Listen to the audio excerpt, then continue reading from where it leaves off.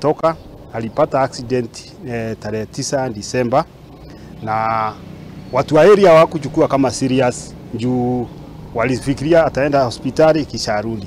Alipokuja hospitali akawaambia sasa hii vidonda ikipona atarudi hapa aweke chuma. Kwa bahati mbaya akakosa pesa 70,000 ya kuwekwa chuma. Msichana akapata accident ya gari na kibikibi. Tukaitiwa yeye akapata watu wa kumleta hospitali, nasi tukamfuata.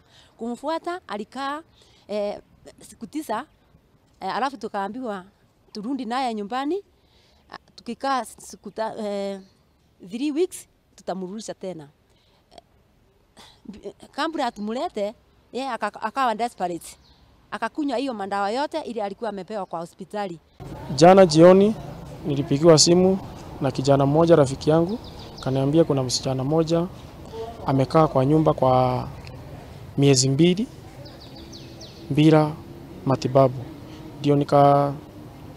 Ndio nikatoka leo asubuhi na kwenda kwao nyumbani na nikaona ni ukweli. Nilipoona ni ukweli, nichukue jukumu yangu kama mfanyikazi wa mheshimiwa, nikampigia simu asubuhi na nikapigia Gavana Anne Mombi Waiguru, na wakakuwa wa kututumia gari tuende tuchukue huyo mtoto na ndio tumlete hapa hospitali. Anataka kupanga na mheshimiwa na Gavana wa Kirinyaga Anne Mombi Waiguru vile huyu msichana atasaidika. Na kwa asubuhi akawapigia simu na wakachukua simu na wakatutumia gari, wakatutumia usaidizi, na sasa ndio tumemleta hapa Kerugoya Referral Hospital. Niliweza kupata accident date 9 December.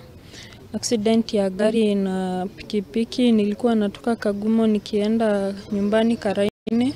Leo nimefurahia sana, na shukuru ofisi ya Governor na MP Gashoki Getare juu ya wao. Niko na imani sasa sita lose hope tena.